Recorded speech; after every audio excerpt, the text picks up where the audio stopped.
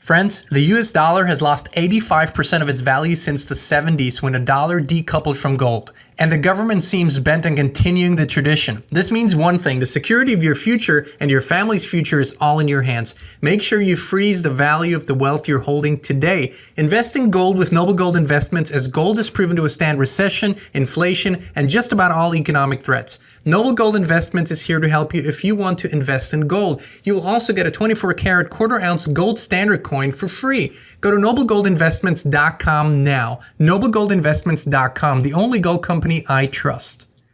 Hey, Inspired Tribe, my fellow freedom lovers, it's John Nolan here. Thank you so much for joining us for another inspired conversation. This is the one so many of you have been waiting for. Today's a very, very special day. And we're bringing back one of your absolute favorites, Frank Jacob, because he has not just a huge announcement, but we're really moving forward in this discussion that we've been having over the past year in a very, very meaningful and significant way. Frank Jacob, thank you so much for joining us today. How you doing, John? Thank you for having me. It's always a pleasure to talk. Oh, it is always a pleasure. I'm very good, thank you. I'm really excited, Frank, because today is the first day that something you've been working on for quite some time now, and I know with much intensity, we've had lots of talks about it, is finally getting released to the world. And I think this is another quantum leap for a lot of people as they get to see it. What are you releasing to the world today, my friend? Tell us all about it. Well, we've kind of hinted at it a little bit, and we've given the title away, which is called The Inner Looking Glass. And that's because we've been talking about the big looking glass for the last better part of 2022 and into this year. So the inner looking glass is the fact that we each internally have similar capacities to what we've been talking about in terms of, looking into timelines, dimensions, other realities, more so than we'd ever believe. And I think we've been talking about it in a sense that we're trying to make people aware of information with respect to the looking glass and that whole looking glass guardian story, that we actually can take the wheel and steer the things in the world in a direction that we would prefer, rather than the way we witness it and the way it's presented to us in a very teeny tiny little window out there via the mainstream media. So yeah, I've been really kind of like suffering through the last few months trying to find the window to finish everything that I've been accumulating and gathering together, and in conversations and in interviews that I've been doing with experts, like, some of the people that I've been talking to are like world leaders in terms of this kind of information. So it's a real honor to be able to have them and tie them into this webinar, which is what it is, the inner looking glass, the inner looking glass, whatever you want to call it, but it's called the Inner Looking Glass officially. So that's what I've been working on.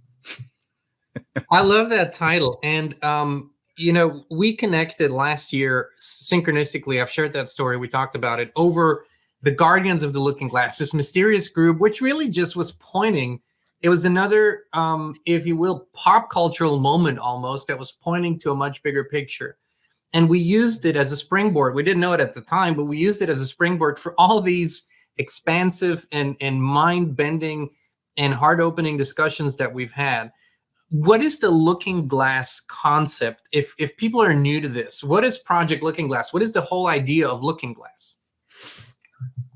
Well, first of all, Looking Glass, I think, people became aware of Project Looking Glass through certain whistleblowers that began emerging about 20 years ago. And they were presenting information about a device, about a mechanical device, some kind of a tool, a device that's like the size of a D-Wave computer, like a giant, it would fit into a room. It's a giant device. And this device had the ability to create or project into 3D space, into the room, imagery, pictures, visuals, like moving pictures that were recognized by those who were working with that device as events that had not yet taken place. They were recognizable events because they weren't so far away that we couldn't figure out what's this all about. They were actually things that you could identify, but you realized, okay, these are things that haven't happened yet. And so people became interested in that technology, and it then went kind of disappeared for a while because certain whistleblowers were infused into that dialogue that were not 100% sincere. Now, the way it is with all of this limited hangout stuff, which is the general term people use, is you need to put in 80 to 90% of the truth, or the people won't believe it. But the crux of it always is that they hold back certain key things, or they put in certain false narratives into the story to make it discreditable.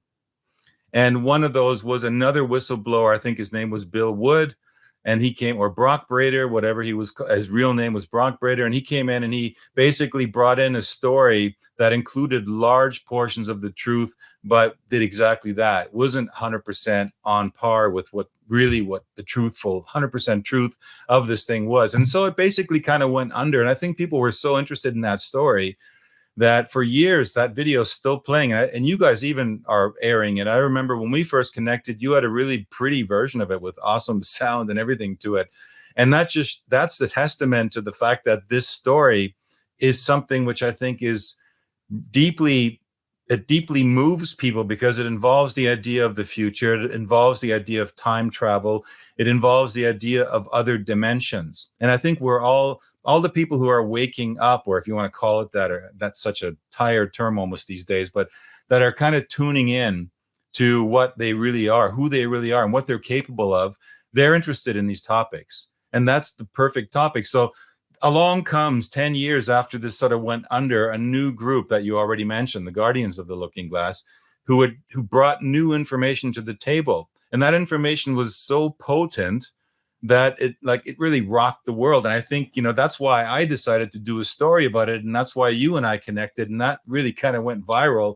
And it's really just that's like dynamite, because it brought in so many current topics that all the previous whistleblowers had left out. They were talking vaguely about some device, and it's in this thing, and they would say that, yeah, this device could see timelines, and they would all end at or converge, or whatever they called it, different versions at I think originally 2012, and then we know that nothing happened in 2012 according to how it was described by the Looking Glass whistleblowers, right?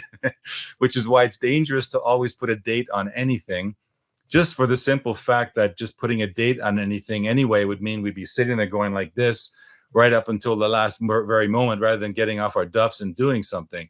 But the new information that was brought in many more details, which were hardcore things that we were having to deal with at that time, like what were we dealing with a year ago in the world. Of course, we had the C-19 issue, right? The Beetlejuice issue. It was just kind of getting out there, but the information that these guys, or whoever they were, dropped out there was going into detail about that technology, which had not been disclosed yet, and which we now, in retrospect, have validated. And not only that, but they expanded that material into some of the other aspects of, like, okay, where did it come from? And that there's more than one group involved here that are working with that technology. There's, as always, on these insider groups, and the group that they were talking about specifically later, and I talked about this in the Tale of Two Timelines webinar, was centering around Majestic 12, which had something to do with UFO disclosure. So that tied into it as well. So when you looked at that whole picture, the idea that, there's this extraterrestrial element to it, there was this time travel element to it, and there was the idea that what they were talking about were things that actually were either had not yet happened or were about to happen very soon. And they're still looming. Some of the stuff that they talked about in terms of false flags and this Russia-American blame game, it's not stopped, right? It's only intensified. So again, and their timetable was leading up to that very important number that many of us have been reading about, which has to do with Agenda 21, which is 2030, which is a milestone key year in terms of what the Schwabsters and their people want to bring the World Economic Forum, people, for those who don't know that term, Schwabsters, is trying to table and set in motion so that they fulfill their own personal agenda. And that agenda ties in the main other, I think, important aspect to this. And that's the idea that there's a war going on between natural, organic, biological humanity, and by extension, a natural organic timeline, and a transhumanist group of people that are moving us into artificiality. You could say carbon-based life to silicon-based life. So those are kind of some of the bigger topics which that whole looking glass subject brought into our world. And maybe I should stop talking there and let you jump in. No, I mean, you're totally on point with the 2030 thing. You know, the newly crowned King Charlie Boy just rung a huge bell, and they initiated the countdown to 2030 for the climate change, whatever. It's you know, it's all a big spectacle for them. I believe the emissions for the spectacle were probably you know, so humongous that a country could go on this for a year. But hey, you know, it doesn't matter. But I think you know, over the last year, you also came out with this hit webinar that, I mean, so many people around the world watched, which was A Tale of Two Timelines, which exactly talked about these two different paradigms, right? The natural, the one that we love and that we want to really see how far we can take it and what we can explore about ourselves, the carbon-based, natural, organic, spiritual timeline. And then you have this fake synthetic Christ consciousness timeline, right? We talked about this too. And then, you know, I was so happy when you told me about this new webinar that was going to go deeper within and go into this inner looking glass. Brilliant title, by the way. So why don't we check out the trailer? You put a beautiful trailer together. Why don't we watch it and you know, just talk about what we see in this trailer? Okay, let's do it. From the very earliest time, men have used the concept of the I as a symbol of consciousness. Science, past, present, future, is converging to the knowledge of higher consciousness. We are at a dynamic moment in history, recognizing that we are local and non-local human beings connected with our sensory system, which makes use of the pineal gland. This eye single is a mysterious kind of eye, the all-seeing eye of the Masonic lodges. The same all-seeing eye that is found frequently in the artistry of cathedrals. Descartes hat ja die tollkühne Behauptung aufgestellt, dass die Zirbeldrüse Sitz der Seele sei. This is why information was classified on it for so many years, because it holds the secret to consciousness.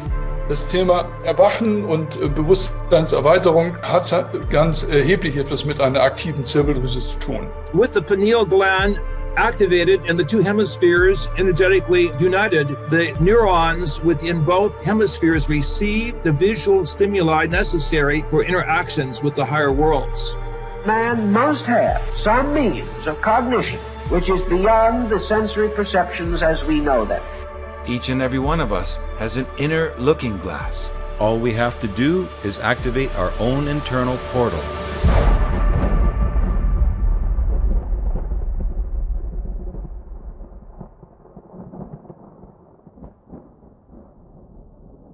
Frank, I love the trailer. Fantastic trailer. As always, you know, you're in it. It's like, it's cinematic. Really, it's cinematic. It's like, I want to know more. There is this feeling that you've captured one truth here, really, and I've only seen the trailer.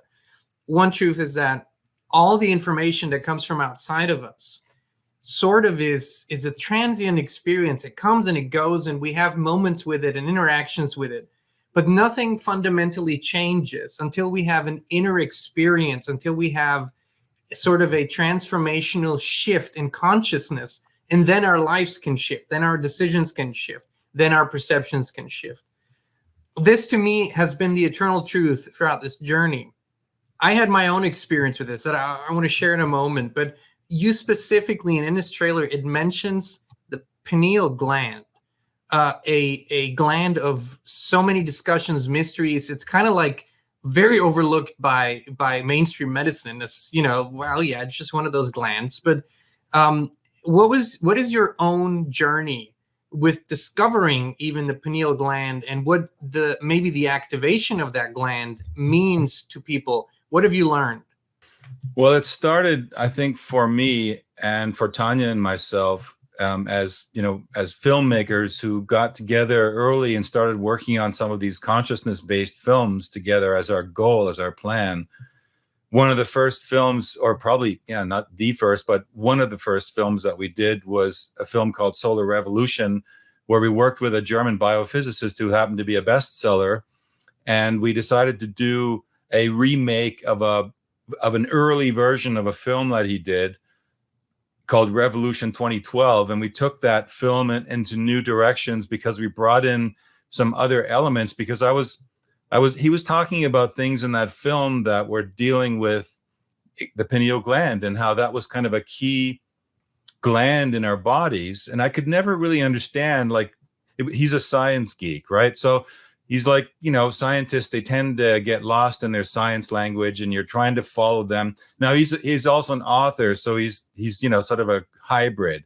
He's still accessible, so I could understand what he was talking about. When we were working on that film and we'd done interviews and putting it together, it dawned on me that, I want to know, what does it look like? What does it really do? It's just, I keep hearing people talk about it and stuff. And I wanted to have a sense and a feeling for the experience of what it would be like to have that cracking open of your mind, of your higher mind, and seeing into, a window into this other potential world. And so that was the foundation for a certain whole part of that film, in which we actually brought in Rick Strassman, who had been one of the only psychologists who had actually done a legitimate clinical study with people who were put under, in a clinical setting under the experience of a chemical that is produced by the pineal gland. And a lot of people, and like you said, this is science tends to kind of play down what the pineal gland does. But here were these people that were saying, no, it's actually not just something to play down, it's actually critical. And you even saw one of the images in the trailer we have in the film where you see the brain in the middle, there's this expanding, glowing pineal gland. And so that was the start of it for me in terms of learning about, this more about, because, we'd all heard about the third eye, and the Indians talk about that in the Indian, spirituality, and in yoga, they talk about the activation. And there's lots of videos out there talking about it. But it was with everything that I'm interested in now personally, is I want to put kind of more of a foundation behind it, a fundamental foundation that you could play anybody. So it's not just esoteric or new age people that will dig it, but you can actually play this to anybody, even the straightest person, and show them this information. And actually, and just the sheer fact of them watching it or learning that information already begins to affect their pineal gland. And I think that's really cool. So that was sort of the start of it for me and for us. I just wanted to intersect quickly, because he said it's kind of a new agey topic, but it really, really isn't, because Hinduism, for example, is not a new age religion, right? And right. It's very overlapping in many ways with Christianity, by the way. But just look at any, and it might be in other churches too, look at any Catholic church. When a priest steps up to you, the blessing, what does he do? He puts a cross on the center of your forehead, which is so often, it's not the exact location of the pineal gland, but you can't really reach into the head. So, but this is where it is symbolized, right? So there are this is knowledge that has been around for eons, and of course hidden from the people. I want to say that probably most people have sort of accidental firing up of the pineal gland throughout their lives, where something significant might happen, or it's induced through something, and then they go, and they have this moment of expanded awareness and consciousness, and then it goes away, and it's like, okay, it happened, but how do you make it happen, for example? So years ago, I was doing a series of meditations over a period of, I believe, a week or so. And it was an activation of the pineal gland. That's what it was all centered at and focused on. And I remember vividly the first 3 days, I felt like I might have had a couple of these accidental fires, like a little bit of a glimpse, but it didn't really happen. And so, me, I'm an athlete and all. So I got like, okay, I'm today it's going to happen. I'm going to make it happen. Right. So I'm doing, which is of course very conducive, right, to a meditative state. So I'm like Perfect. breathing, I'm doing everything. I'm pulling up the spinal fluid. I'm pulling up the air. I'm visualizing it all. Nothing happens. And I get frustrated. And so after 10 minutes, I quit. I'm like, I'm done. It's not happening. And then I breathe in, breathe out. And eventually I hear this voice. A voice says, let me guide you. I'll get you there. It was such a beautiful, warm feeling. And through a series of, just a little bit of modified breath that I didn't think of, but that's what the guidance was. Within just a few short minutes, I mean, that was lighting up in my head, Frank. You can't even, it was like the brightest thing I've ever seen. It was such a powerful feeling. And the subsequent experience over, I don't know how long, 30 minutes, an hour, I don't even remember what the time was, but I went into the field and I had this most amazing experience that left a smile on my face for, I believe, a week. I couldn't stop grinning from just the absolute amazing world that was open to me through this experience. It's not like ever since it's been like that, but it has never closed again. So that's really the key point. What have you learned in your own journey? And have you had an experience that kind of shifted your world like that? Well, I think one of the most profound things that I'm coming to terms with is that I started very early in life reading metaphysical books, and I had older friends that were into this kind of material. And for some reason, it just worked out that way, that I was exposed to that information at a time when my mind was, eager to pick up cool stuff. And so I always had this feeling that there had to be a kind of like, there had to be some kind of a dramatic experience for me to enter into the gateway of this, what you were kind of just describing. And because of that expectation, it didn't dawn on me that I was at that time already pretty tuned in. And I was always from very early in my life, I was always sort of channeling or communicating. I don't want to use the word channeling in the sense of like channels, but each of us are channels. And all I mean by that is that we're opening up a channel to this greater part of ourselves. And I had that very early open. Maybe it was because, I had kind of difficult chapters in my early life in the family. There was family conflicts that were going on, and I was empathic. And so I would retract, and I'd have to go somewhere with that energy of a young growing kid. Right. So that, I think, may have been what activated it in me. And because I was so young and I didn't have anyone guiding me, I just kind of took it for granted and have lived most of my life this way until now. So what the profound thing for me now is to come to terms with the fact that it's, when you mentioned the trailer, and it's like, like for me, the idea of putting together information like this is, it just sort of comes naturally. Like I don't really have to strive for it. I was telling you when we first connected, like literally just finished part 1 the day before, and I'd never seen it, myself. So it was like I had all this information, and I kind of, because there's so much information I'm trying to put together into something usable and interesting, that I didn't have time to kind of map it out. And because it seems like this year is the year of Frank has no time for anything, so he has to kind of run all the time and be interacting. So I was, then I sat down and I actually watched it for, continuity and making sure that all the lower thirds and the source data was all there. And then it just dawned on me, wow, it's like it connects.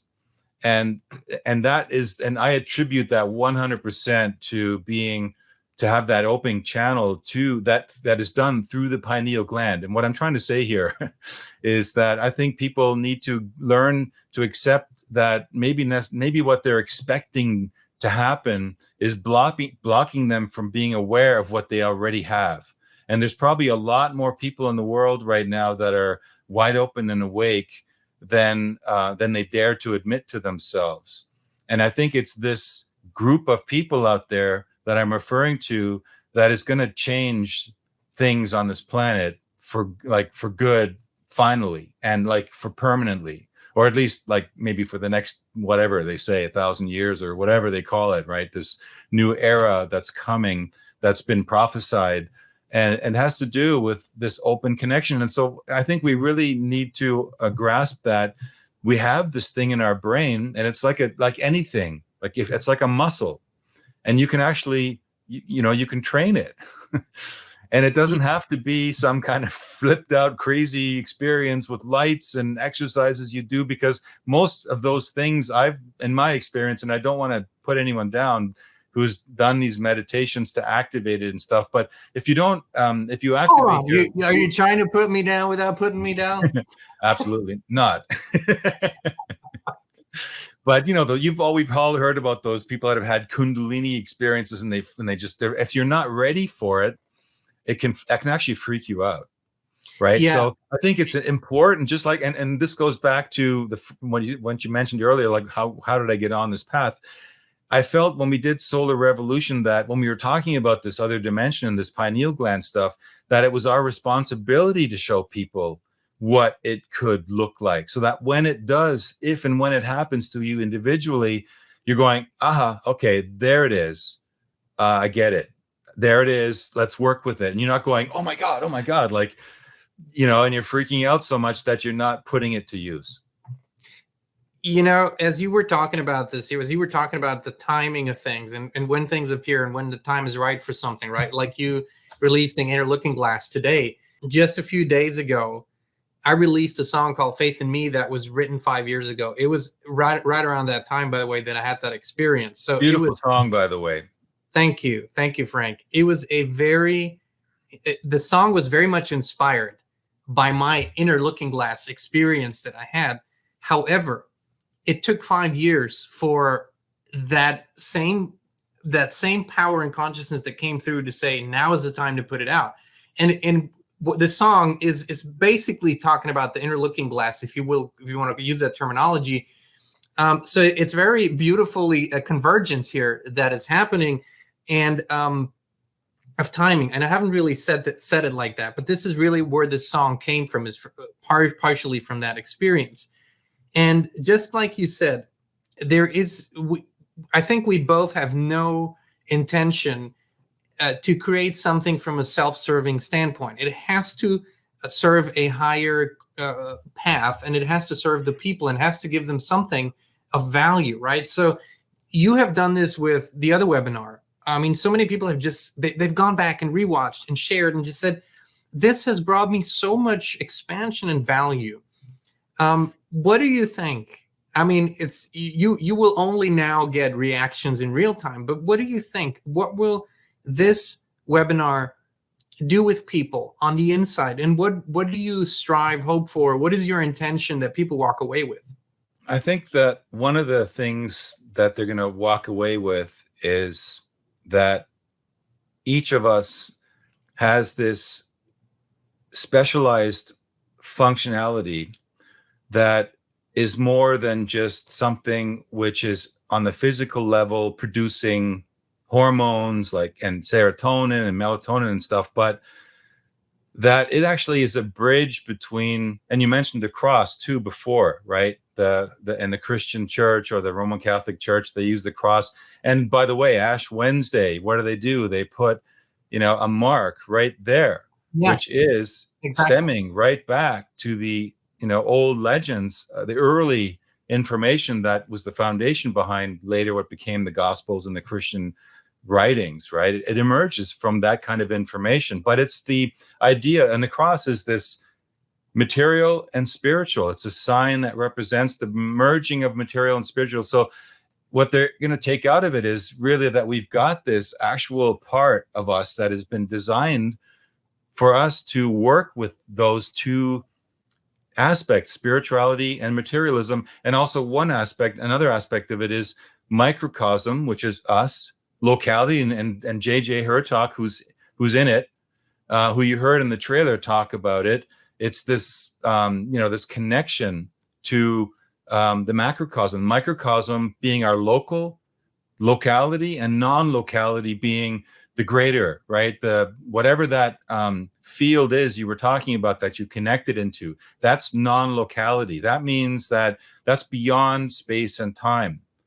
And, in Solar Revolution, we talked about a German physicist called Burkhard Heim, who worked out a model for defining up to 12 dimensions, which built into it the idea of where spiritual knowledge and wisdom and information comes from. It actually has a definite defined material dimension, a field that he defined. And so this webinar will teach you about that information. So you'll realize that there's a whole foundation behind it. Like, I looked at it as like, if I went to school and wanted to learn about anatomy, and Manly P. Hall is another person that I was really influenced by and inspired by as well.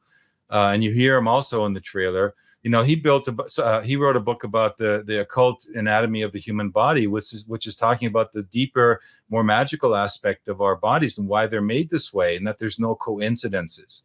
So this is going to further anchor that in and make it, and roots really these esoteric, previously considered esoteric topics more in a foundation of common knowledge that we need up to date of in the mind and the world that we're living in and now, because there's been a lot of predecessors. I certainly am not the first person to explore this topic. We know that. But, I'm trying to basically synthesize a wealth of information, and out of that, put together some information. As a result of the whole coming together, it creates something new all on its own. A new energy field is created with this webinar. When I recorded Faith in Me and I got back that master at the end, I felt it's coming together. It's full circle. There are no question marks here.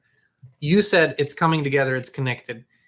What does that feel like for you? You watched your own webinar. That's always a kind of a weird thing to do we rarely go back and watch an interview we do or something, but in your case, this is important, right? It's something that people are going to watch. You want to make sure it's all there. How did it make you feel on the inside to see that? And what did you yourself walk away with?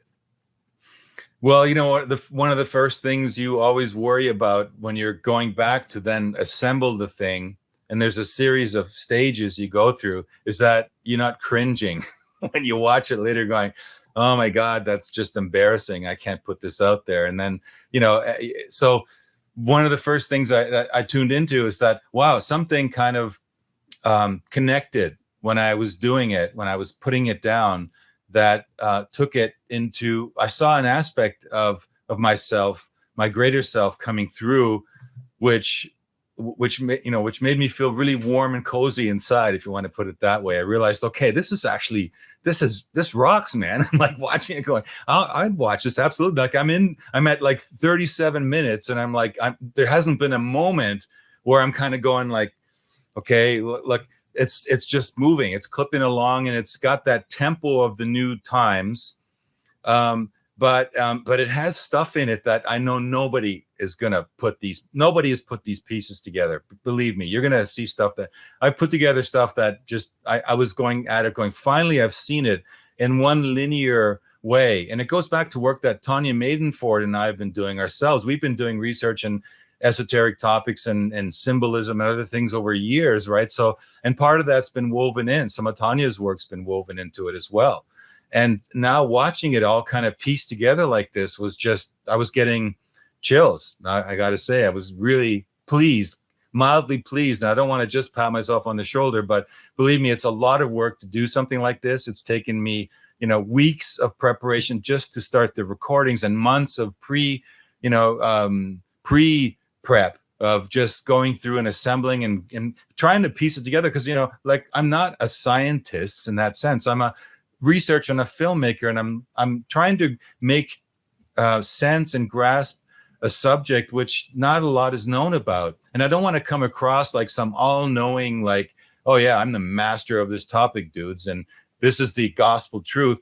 It's, you know, it's got to be sincere and real, and that sort of came through too. So that pleased me, that it isn't this like stuffy thing that, you know, is full of itself. It's got a vulnerability to it, because we're exploring this stuff together, right? That's the whole point of a webinar, is we're looking at this material together, and we're positing things that nobody maybe else has ever posited before. And it's only for the sake of what you mentioned earlier, just coming to a greater consensus, which is going to help us collectively. Because what's the point if just I rise out of this dimension and disappear, right? It's boring if you just come out on your own. And as far as I understand, the goal has always been for us to come here as a representative of the creator, the grand creator, if you will, and help assemble more pieces of the puzzle, or expand the universe in the sense that we're expanding it not just outwardly, but also inwardly for the greater whole, for the greater good.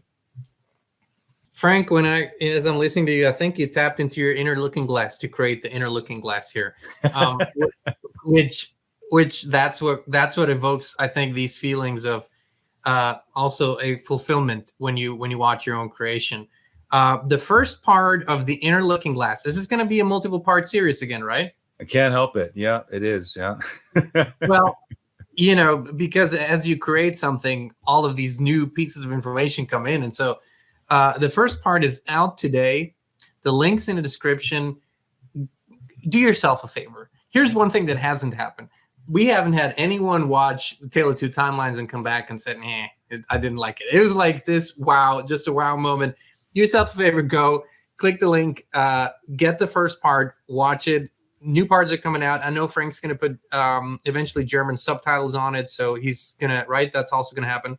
Yeah, absolutely. That's a question that a lot of people ask me, and it is definitely the plan. It's just I've got to finish the English version. And the good thing that the Germans listening will like is that because I'm tapping into the work of that German biophysicist I told you about, Dieter Breurs, we have conversations, and I play those conversations into the webinar as well. So there's going to be pure German dialogue going on as well for those who are German. So you'll have both a mix of some subtitles and actual German being spoken. Fantastic. And, you know, one more thing that I like to mention is so much of the work that you do and, you know, all of us do in this sphere it's a labor of love, but it isn't a free labor for us in terms of cost. I mean, there's teams, there's other people involved, there's time involved, there's technology involved, all of that.